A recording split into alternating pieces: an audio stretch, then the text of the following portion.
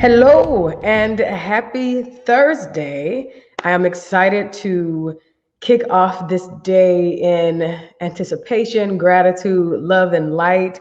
As you guys are jumping on, you already know what to do. We are kicking off in gratitude. I am so grateful for this journey of healing your mother wound. Oh my goodness, the inboxes, the emails, the phone calls, the um, all of it that I've gotten from you guys has been amazing. You checking in on the post in the group has been amazing. Like all of it has just been absolutely amazing. I'm so proud of y'all. So grateful for that. I'm just kicking off right out the bat in gratitude. Hey, Sarah, good morning. Hey, everybody, good morning. As you are jumping on, make sure that you share this with people who you know you can go higher with. Also, do me a favor. It seems that it's good to create a watch party. So if you know people in your friendship group need to hear this or could benefit from this, go ahead and start a watch party.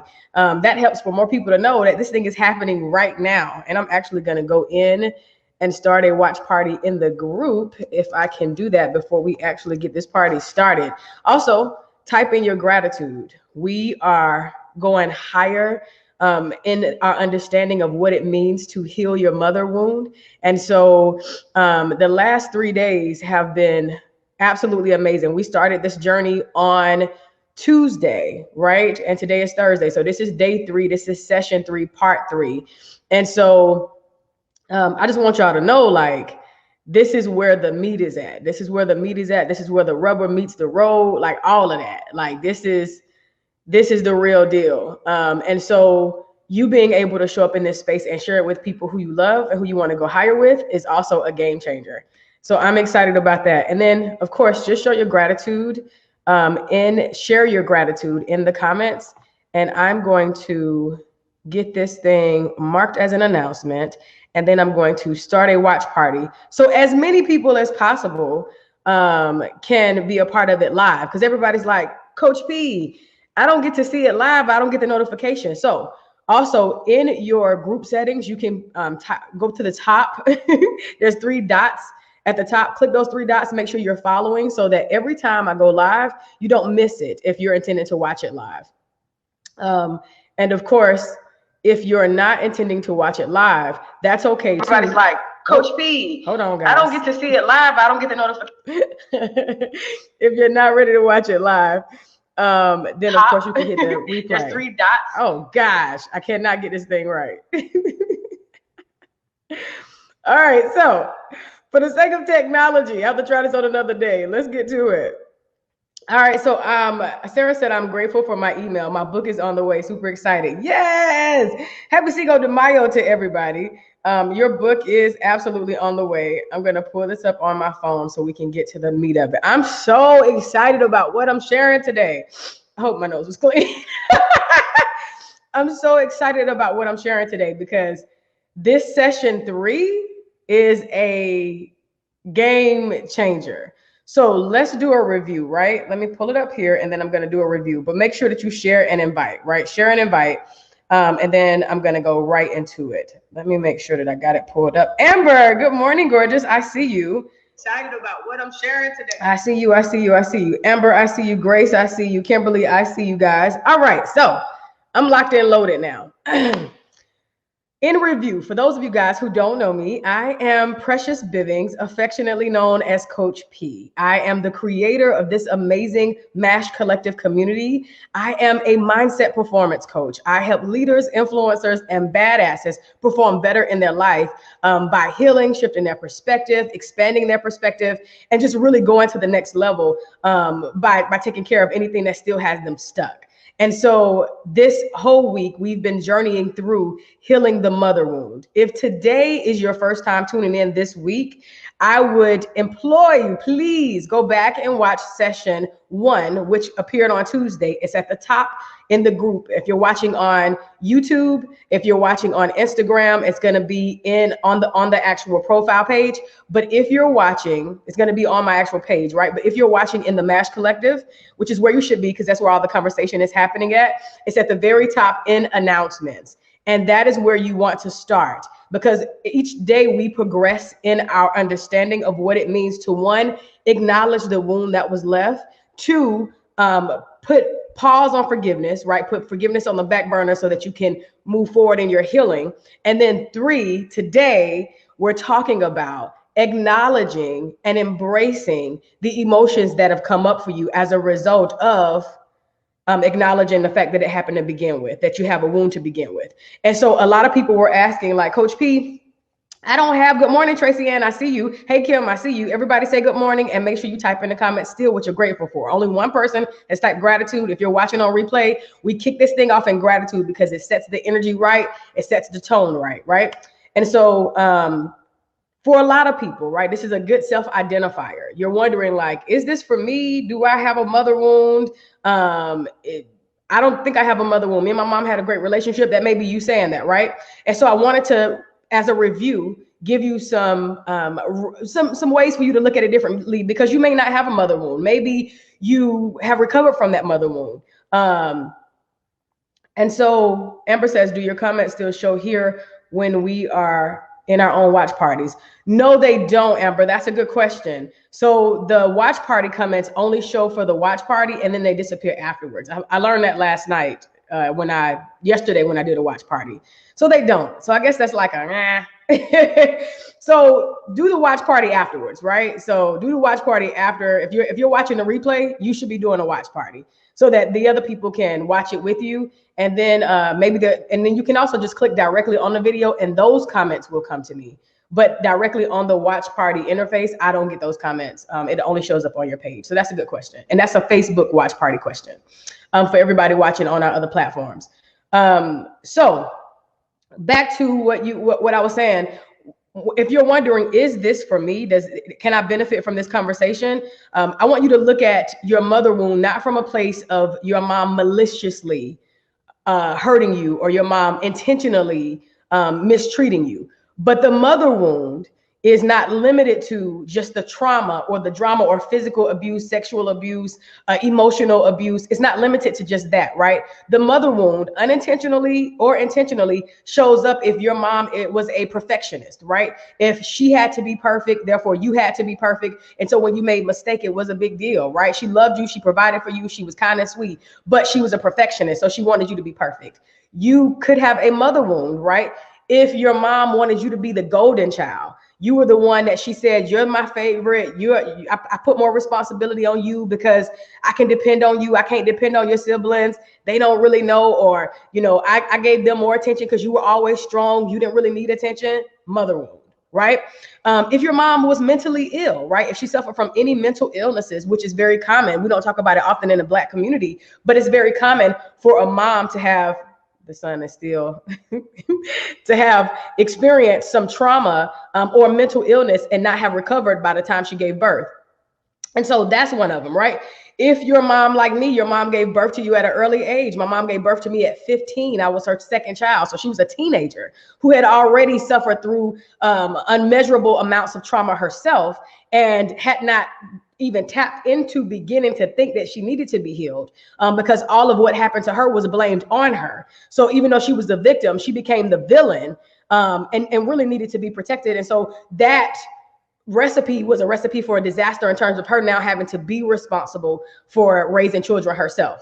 Mother wound. If your mother spoiled you, right, gave you everything you ever asked for, but never taught you boundaries and responsibility, and now you're an adult and you're struggling in that space, that could be a mother wound. Remember, this is not malicious. It's not limited to maliciousness or a mom being intentional with hurting you. This is a mom who had good intentions, right? A mom who's parenting out of fear, right? This is mom who is saying, you can't do this, you can't do that, or restricting you from regular childhood activities out of fear. She thinks she's doing it to love you, but she restricted you and raised you in this very fear-based mindset. And now here you are trying to do these new things and venture out, but you keep pausing out of paralyzing fear because that mother wound. Are y'all getting it now? Does this make sense? Tap in the comments if this makes sense. Coach P, I got it. These are other examples of mother wounds. So they're not limited to trauma or malicious intent. And this is not an opportunity to bash mom, right? But this is an opportunity for you to heal so that you can show up in your whole self. And we're doing it prior to Mother's Day. So as you walk into this Mother's Day on Sunday, you're walking to it with a better understanding, right? With a better opportunity for you to do the work to heal. If you are a parent who has mother wounds, you have no choice but to impart those mother wounds into your children. Into your sons and daughters. Sons and daughters both get it. If you're an overbearing helicopter parent, or if you experienced an overbearing helicopter parent, I should say, then that could be a mother wound for you. So I wanted to give you guys more examples of what it would mean to have a mother wound, because some people were like, I don't think I have that. I don't have any drama. My mom wasn't mean to me. She wasn't bad to me. She might have shown my brother more favoritism, but blah, blah, blah, right? And I don't want you to minimize, right? And let me know in the comments if this is making sense to you. All you need to do is type Coach P, I got it. Y'all have been really quiet. I need to know that you got it.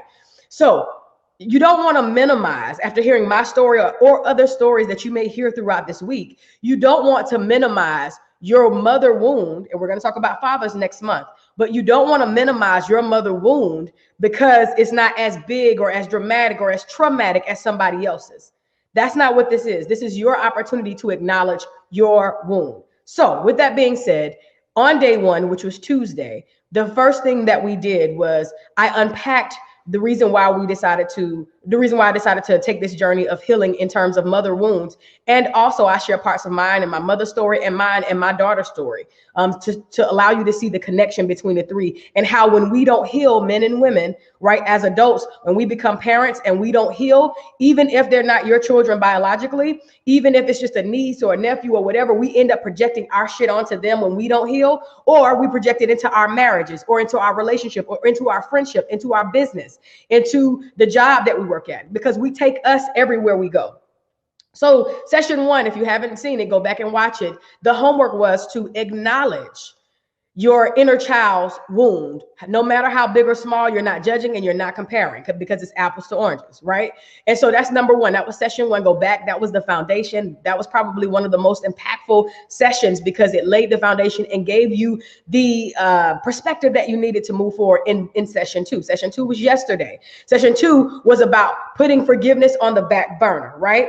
And everybody, I mean, I got some messages. They was like, oh my gosh, Coach P, what do you mean put forgiveness on the back burner? I want to forgive. I want to let this go. I want to move on, because we've been taught that forgiveness is synonymous with healing. I'm going to pause right there. My screen isn't frozen, right? And so in ways they are connected, right? Very much so connected. But to heal gives way for forgiveness. But forgiveness does not always give way for healing. Depending on how deep your wound is, you may have forgiven your ass off because you was deep in the church, you was born again, and you was like, I just don't want to deal with this pain anymore, because that's what you were taught, that if you forgive, the pain will disappear. That is bullshit, guys.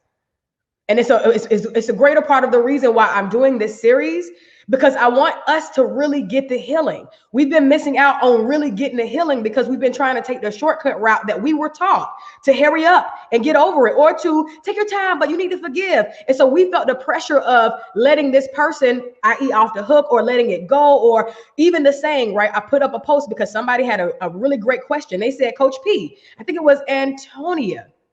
She said, Coach P, what about the saying that says that forgiveness is not for you, it's for the other person? Excellent question, because that's the guilt trip or the guilt train that we were taught, not maliciously, but just as a way of come on, it's for you. It's not even for them. Don't even worry about them. Just forgive so that you can feel better. But if the wound is deep, even in your best attempt to forgive, you will still be holding on to the pain because you have not given yourself the proper time and opportunity to heal. Do you guys got it? Type in the comments, Coach P, I got it. And then share this out. Tag your folks in the comment who you know could benefit from this message. They need to hear it, right? So that was the, session one and session two, right? You've identified that, yes, this is for me. You've already said, I am ready to heal my mother wound. I need everybody who's watching, if you're still ready to move forward, because I'm ready to take you higher, type in the comments, I am ready to heal my mother wound, right? We are going higher. This is some good stuff. I'm so excited that my studying around this has been Oh my gosh, because for one, I've done the work myself and is continuing to do the work. But the other part to that is, in addition to doing the work, I also teach this and I study it. So I get to go higher every time. But when I'm ready to bring it to y'all, it's like a game changer because there's all these new ahas. So let me see what y'all talking about. Yes, I see you guys. So Antonia says, as a coach, I've learned and taught this. Now I feel something different arising. Yes, Antonia, I'm so glad you said that. Shout out to my therapists who are watching. Shout out to my coaches who are watching. Let me say something for the coaches. I was talking to my therapist yesterday, and her and I are pairing together. We getting ready to bring y'all something that's amazing. I cannot wait. Oh my God. MashCon 2020 is September 11th and 12th here in Atlanta. My first conference for mindset, personal development is going to be off the motherfucking chain. All right, let me get back. So Antonia, to your point, coaches, psychologists, therapists, counselors, please hear me when I say it's one thing to teach the work. It's a whole other thing to actually do your work. So if you find yourself getting ahas, now hearing it from the perspective of receiving it, understand that is how it's supposed to go. When I hear stuff from my therapist that I teach on a regular basis, it's still an aha for me. I'm like, oh shit, I've said that, but I have not landed that for me, because when you're in teach mode, you're giving and you're not in receive mode, right? So definitely take the time for you. The other thing that teachers, coaches, psychologists, the other part for us is, because we logically understand why a pain was created, why a behavior pattern is existing, sometimes it's hard for us to give ourselves the room to feel all of the processes, to feel all of the emotions, because we're still in our logic brain of, oh, no, I get why it happened. And so we don't give ourselves the room to heal what we're feeling, which is two different things. And so even for my folks who are my logic brain folks, maybe you're not a coach, you're not a teacher, but maybe you're a leader in some capacity. And so because you understand logically, you keep getting tripped up on, why do I still feel this way if I understand? Because I understand, I logically know why this is happening, but I cannot get my mind to transition because you haven't done the work for yourself. Today, session 3, if you've caught up, let's go higher. So Kim said, I'm ready to heal. I love it. Tracy Ann said, I'm ready to heal. Antonia said, absolutely. Kim said, this is great. All right, if you're just now joining us, I need you to type in the comments, Coach P, I'm ready to heal my mother wound. I need to see you say it. This is an interactive. If you're peeping in the blinds and you're trying not to comment because you don't want me to see you, that's not how this works. This isn't an interactive, right? This is the work. So check in and say, Coach P, I'm ready. Antonia said that is definitely me. The logic allowed me to not deal with and feel the pain. In order to heal it, I must deal with it. Yes. And you cannot forgive what you have not healed. Come on, Antonia. Listen, Antonia, I might have you on as a guest sometime this week, girl. I love it. I love it when y'all speak my language. All right, so I've been referencing the Toxic Parents book. But today we're going to switch gears, because remember, session 1 was about acknowledging your inner child's pain. It wasn't about you judging your mom or judging why it happened, or rationalizing, right? Because that's the other thing that we do. And go back to session 1 so you can see what that means, right? When you rationalize. Well, and it's what I'm talking about, that we therapists, I'm not a therapist, but we coaches, therapists, and psychologists, and all the people who are in the field, we can rationalize well because of logic. And even you can rationalize because you were taught to rationalize, right? Well, my mom fussed at me because, I used to act up, or she not fussed at me, but she cussed me out because that's just how all her mama and them talk. Her mama called her a bitch. My grandma mama called her a bitch. And so, yeah, my mama called me a bitch. It's just how we talk to my family. Or if you come from a family where, you're the subject of the joke all the time. You're the butt of the joke. Your mom's like, look at so-and-so, or you're the person who's being criticized the most, right? You might justify it by saying, oh no, they didn't really mean to hurt me in that. I mean, I was always sensitive. They just did that because that's how my family was, right? That's a part of rationalizing. So day 1, we talked about acknowledging the wound for yourself, right? So writing a letter was the homework to your inner child. This is the part of you that at whatever age, so me, it was 12 years old, Precious. So I wrote a letter to 12-year-old Precious, acknowledging that I see you, I hear you, I believe you, because for a lot of you guys, you need to hear that your story is actually true, that the pain was actually that bad, especially if you were taught to minimize or ignore your pain, or if you were taught that your pain was your fault, then you would definitely benefit from you acknowledging your own inner child's pain. This is a lot of reparenting work that you're going to do for yourself. right? You're going to be your own mother. And I know it's not fair. So even in that, if you feel anger or resistance come up for that, you can write that down and let her know or let him know, right? To all my men, shout out to y'all. Y'all have been showing up for the work of this mothering, healing the mother wound. Shout out to the men. Somebody type in the comments, shout out to the men. Y'all have been showing up, and shout out to my beautiful women. Type in the comments, shout out to the ladies who have been doing this work. I'm so proud of y'all. So whether you're male or female, right? Woman or man, this work is for you.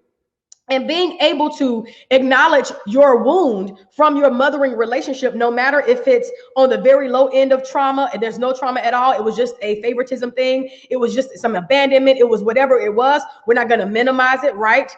And I'll remove the word just. I said that just so that you could identify, but with removing the word just, whatever it is, right? Whatever pain you're still dealing with, you saw your mom get mishandled, you saw your dad mistreat your mom, and now you mistreat women, right? You saw your mom be very passive and get ran over, and now you are only attracted to passive and what you consider to be weak women, mother wound, right? Men, y'all carry it differently, right? A lot of men carry that wound from you take it out on the women in your life, right? You don't trust women because your mom, lied to you or broke the trust in your childhood, and now you're still carrying that, so you don't have a trust for women. So you don't need, you've never given your heart to a woman totally, right? Because you're still carrying that wound. That is a wound, right? Let's heal it. All right, so step one, session one. Hey Kenosha, good to see you. Hey Karen, good to see you. Session one was about writing that letter. Session two was about putting forgiveness on the back burner because we are leading with healing. We are acknowledging that I need to heal this. I'm acknowledging that this is still pain. I'm well aware that I get to put forgiveness on hold so that I can actually do the work for myself. Now, step three, we are talking about embracing, somebody type this in the comments, embracing your pain, your anger, your sadness, your depression, your frustration, whatever that I didn't name, whatever emotions that I didn't name that are coming up for you, it is now time for you to acknowledge them. It's almost like you're going to embrace them, like you're going to hug your anger. You're going to be compassionate toward the anger that you feel versus trying to hurry up and feel better. I'm one of those people, especially in my profession. Okay, this happened. I grew up learning how to survive. This happened, so let me hurry up and survive. Let me hurry up and move on. That's not what this is. This is not hurry up and move on, right? If you're trying to hurry up and move on, know that you're still in surviving mode and we're moving to healing and thriving, right? If you're trying to hurry up and get past this, if you're trying to hurry up and get over this, hey, Maya, good morning. Good morning, babe. Good to see you. Hey, Shakila, good morning. Good to see you. If you're trying to hurry up and get past this, this is not the time for that. This is sit in it, right? So session three is what I like to call sit in it. If you've ever done any coaching with me one-on-one, you've heard me say it's time for you to sit in it. And most people immediately feel resistance. It's like, what you mean sit in it? I don't want to feel hurt and pain. So today's book, you guys heard me talk about this maybe a couple of weeks ago. Today's book is called Reconciliation. It's by, and I always mispronounce his name, but it's Thich Nhat Hanh. I'm sure I butchered it, but you guys see it, right? Reconciliation, and I'm gonna leave it up just for a second so you guys can type it. Someone can type it in the comments. So if you want to pick up this book, order it from Amazon. I got it quickly. It is a powerful book on reclaiming and healing the inner child. So go ahead, right? And somebody type this in the comments if y'all can see it. Reconciliation, and then the author's name. All right, so, and if you need to watch the replay, by all means, go ahead and do so. I don't want to miss any minutes. So this part of it is called the energy of mindfulness, but it talks about embracing your pain. So I want you guys to pay close attention, and then we're going to break this down. So it says the mind needs good circulation. We know that there are toxins in our body. If our blood doesn't circulate well, these toxins accumulate. In order to remain healthy, our body works to expel the toxins. When the blood circulates well, the kidneys and the liver can do their job to dispel toxins. We can use massage to help the blood circulate better, right? We're talking about the physical body. Let's take it up a notch. Our consciousness, too, may be in a state of bad circulation. We may have a block of suffering, pain, sorrow, or despair in us. It's like a toxin in our consciousness. We call this an internal formation or internal knot. Embracing our pain and sorrow with the energy of mindfulness is the practice of massaging our consciousness. I need y'all to pause and take a deep breath in the nose, out of the mouth. Deep breath in the nose, out of the mouth. When I read this, complete game changer for me. Let's continue. When the blood doesn't circulate well, our organs can't function properly and we get sick. When our psyche doesn't circulate well, our mind will become sick. Mindfulness stimulates and accelerates circulation through blocks of pain. So what it's talking about when it says your mind, right, needs that circulation, it means your mind needs to process what you've experienced. So if you've bypassed healing in an effort to get to forgiveness, you're not allowing your consciousness to properly circulate. So you have no choice but to project what it is that you've heard, what it is that you've experienced, what it is that you've felt, right? The mind needs circulation in order to be healthy, right? Otherwise, let's keep reading. This section is called Occupying the Living Room. Our blocks of pain, sorrow, and anger and despair always want to come up into our mind consciousness. So the pain wants to come up. It wants to be evident. The sorrow wants to come up. The depression wants to be evident, right? But we were taught that that was the devil. We were taught that that was bad, that that was negative, because we weren't taught how to deal with it. We wanted it to disappear. I shall keep reading. They want to emerge, but we don't want these uninvited guests to come up because they're painful to look at. So we try to block their way. We want them to stay asleep down in the basement. We don't want to face them. So our habit is to fill the living room with other guests. Whenever we have 10 or 15 minutes of free time, we do anything we can to keep our living room, our mind, occupied, right? This is our consciousness. We call a friend, we pick up a book, we turn on the television, we get on Instagram, Facebook, YouTube, whatever. We go for a drive. We hope that if the living room is occupied, these unpleasant mental formations will not come up. Y'all getting it? Y'all got it? Let's keep moving. But all mental formations need circulation. If we don't let them come up, it creates bad circulation in our psyche, and symptoms of mental illness and depression begin to manifest in our body and in our mind. The body keeps score, and so does the mind. If this is making sense to you, type in the comments, yes. Type in the comments, yes, right? Sometimes when we have a headache, we take an aspirin, but our headache doesn't go away right away. Sometimes this kind of headache can be a symptom of mental illness. Perhaps we have allergies. We think it's a physical problem, but allergies can also be a symptom of mental illness. We are advised by doctors to take drugs, but sometimes these will continue to suppress our internal formations, making our sickness worse. So let's break this down. We're talking about mental illness from a perspective of our mind not being able to fully circulate our experiences from childhood, young adulthood, something that happened right now. When we have a habit of putting other things in our mind or distracting ourselves in order to not deal, right? Whether it be drugs and alcohol, whether it be shopping, whether it be eating, whether it be conversation, whether it be YouTube, Instagram, Facebook, in order to distract ourselves from healing, whether it be working, right? To all my workaholics, you know what I'm talking about. You've been working, or all of my college folks, right? You've been to college 17 times and you done got 106 degrees because you don't want to deal, right? Or you go into relationship after relationship after relationship. So you ended it with her and now you're with her and you can't be alone and you got to be with somebody all the time because you don't want to deal. Right? These are symptoms of what I like to call a mental cold. You know how your body has a cold and the symptoms are coughing and stuffy nose, your energy's low, that kind of thing. Well, when you have a mental cold, right? A mindset cold, when your mental is starting to become ill, right? No, you're not schizophrenic because your mental illness hasn't built up that enough momentum to go from a cold to pneumonia, right? Y'all getting it? So when you go from ignoring it and you start ignoring the symptoms that you need to pause, that you need to heal, then we have in the Black community what we call a nervous breakdown, right? But that nervous breakdown gave you symptoms. It gave you signs.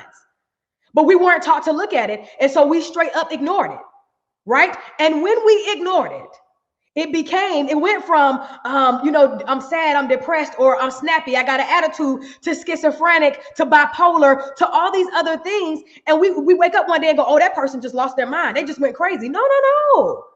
That's healing that needs to take place. And sometimes, because of our fear, this is my own personal belief, sometimes when we go into those spaces of schizophrenia or bipolar or whatever those other mental illnesses are, when we experience those, we don't come back from them because we don't feel safe to. We don't feel that our pain will be acknowledged. We don't feel that our pain will be validated. So it's best to stay in that outer mind space where we don't have the responsibility or having to be tapped into the day-to-day, right? It's no different than the body getting sick. And so you got to show up in a space where you're willing to do the work, right? Because when you don't allow your mind to circulate its pain, when you don't do the healing work, it results in your body keeping score, i.e. mental illnesses, which is not a person going crazy. It's a person needing healing. Everybody got that? If you're with me, type in the comments, Coach P, I hear you. I need to know that y'all are getting this before I move forward. I'm telling y'all, this work is groundbreaking if you're willing to stay in it. And for all my people who are like, I've done it, I'm on the work, keep doing the work, right?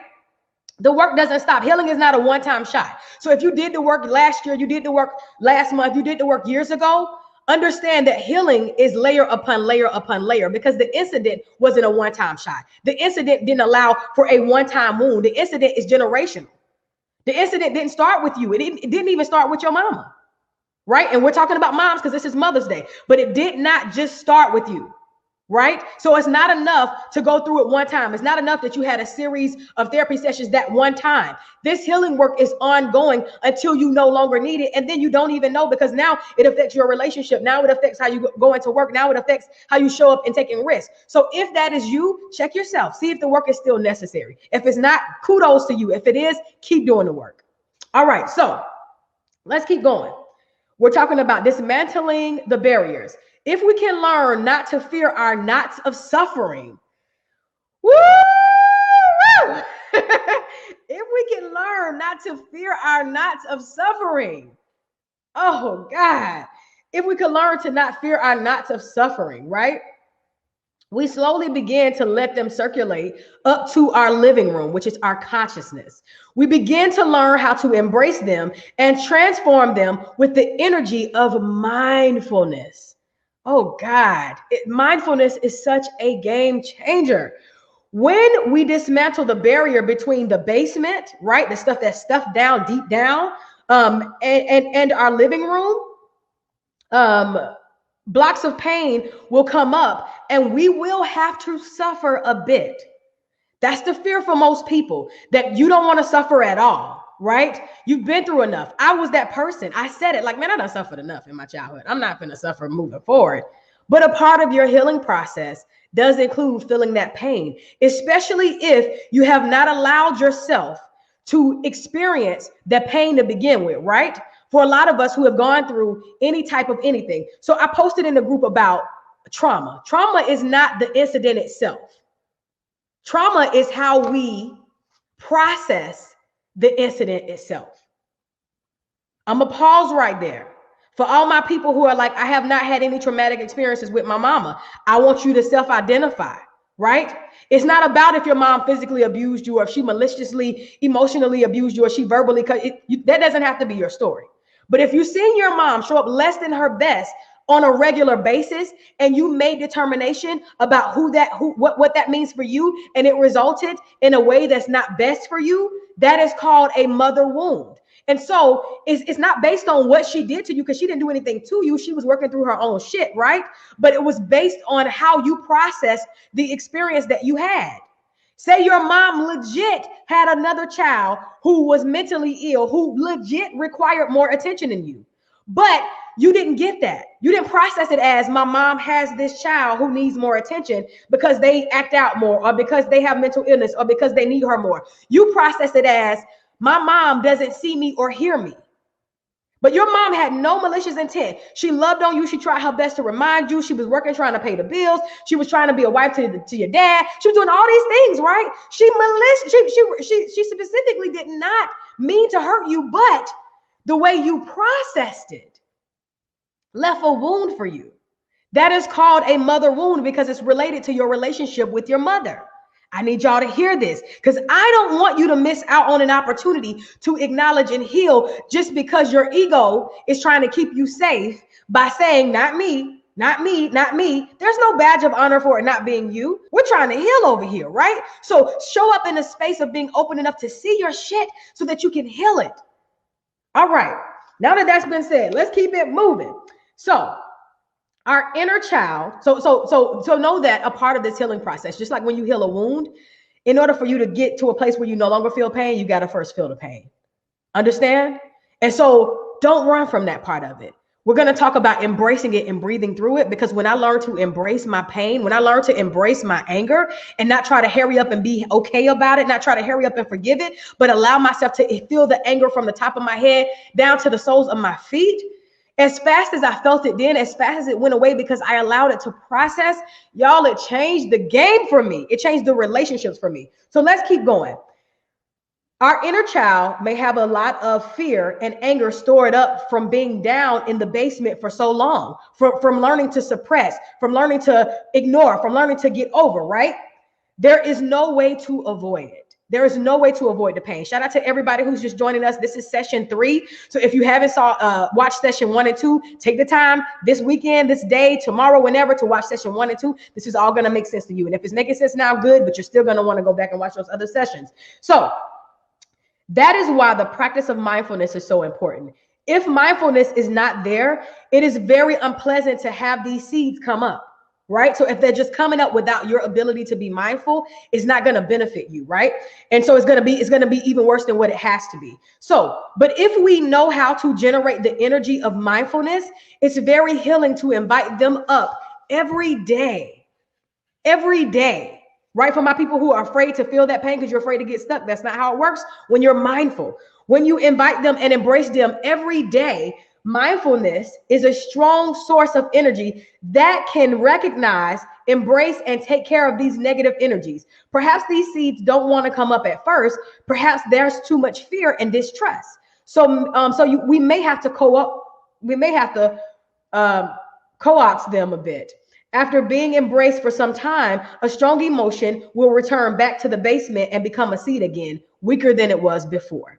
So every time you give your internal formations a bath of mindfulness, the blocks of pain in you become lighter.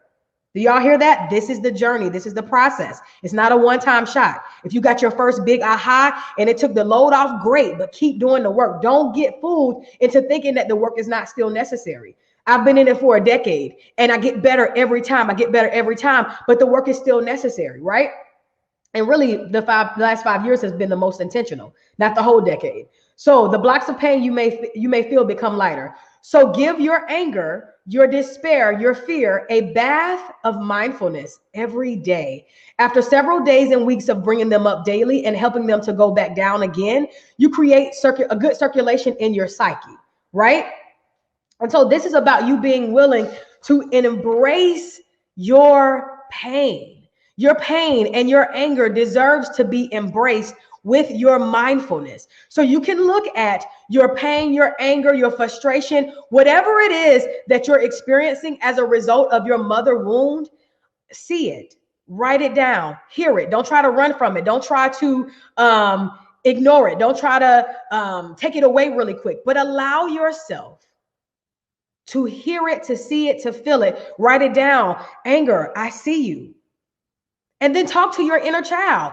I understand why you're angry. You have every right to be angry. Don't try to rationalize in your anger, right? As you're trying to embrace your anger, there's no place for rationalization. So if you find yourself going back there automatically, because that is what we were taught to do, pause, right? So you may have been taught to say, you have a right to be angry, but that's still your mama. But that's still your auntie, but that's still your grandma, but that's still your whatever mother figure, your godmother, your stepmother, your blah, blah, blah. But this person did so much for you. This person did help you pay your bills. Even though they did these things to you, they still made sure that you had all the finest clothes and they still help you today. That's called rationalizing. And we're not in a place where it's time for rationalization. We're in a place of acknowledging and healing so that you can organically forgive and that shit sticks. So you're no longer carrying around the pain of unforgiveness, bitterness, and anger in a way that doesn't serve you. serve and support you. So showing up in a space to be willing to embrace your anger is a game changer. Your anger, your sadness, your disappointment, your disbelief. So being able to write that to yourself is the game changer. So for today, your homework is this. You're going to pull your journal back out, right? And you're going to write in your journal to your same age self, right? If you haven't done session 1, go back to session 1 before you do this homework. But if you have done session 1, this is for you. You're going to go back to that age. I would be going back to my 12-year-old self, and I would be writing, 12-year-old Precious, I love you. I see you. I hear you. I honor you. I totally understand why you're angry. Last week or week before last, it was my 17-year-old self. Some things were triggered for me that happened in my personal life that had no relation to what I experienced at 17, but it felt directly connected. It brought up those old feelings that I didn't even know still existed, because healing allows for you to release a layer. You healed that layer's gone. Now the next layer. It's like when you're cleaning your house, you're cleaning and you feel like the more I clean, the more I gotta clean, right? You're getting down to the basement of it all. And so my 17-year-old self was, I understand why you were angry. It brought up, I had feelings of being put out because I experienced homelessness in my 17-year-old teenage life. And so even though that's not my situation in this moment, something happened in a relationship that triggered me feeling put out. I didn't even know, right, that I needed to pay attention to that part of me. When it came up, I allowed the anger to start from my head down to my feet. I sat in bed, I cried, I screamed, I wrote, I said, this was not fair. This was some bullshit. I was homeless. Somebody should have looked for me. Somebody should have cared that I was gone. Somebody should have been aware that I was missing. I shouldn't have had to sleep under my friend's bed in order to have a place to sleep. I had to sneak under her bed and when her parents were walking around the house because they weren't having me living in their house. I could spend a night, but I couldn't live there. And now I was basically living there on the sneak tip. So while the family was up moving around, I'm asleep under the bed. And then when they go to bed, I get to sleep on top of the bed so I can have a soft place to sleep. She's fixing an extra big plate of food so that she could bring it in the room so that I could share her food to eat. So I had to allow myself to be angry about that because it wasn't fair. And I was the baby of my family. Somebody should have known I was missing. Somebody should have cared enough, right? And I never allowed myself to be angry about that. So I cried and I screamed and I wrote that this was some bullshit and this should have never happened. And I am worthy of being taken care of. And I am worthy of being sought after. And I'm worthy of having food to eat and a place to live. I'm worthy of that. And I had to tell myself that you are worthy of that. And now that I am a 35-year-old, I'm telling my 35-year-old self is telling my 17-year-old self, you never have to worry about that again. We will never be in that situation again. I will always make sure that you know that you're worthy. This is the work, guys. This is the work. So that is your homework for today. For today, I want you to write a letter. This is your second letter, right? This is session 3, but this is your second letter to your inner child, whatever age it is. And you would know that because you started that letter in session 1. I want you to write this letter and I want you to allow those emotions to come up, right? And I want you to acknowledge the anger, acknowledge the pain, acknowledge the disappointment, acknowledge whatever it is that you need to so that you can get to the work.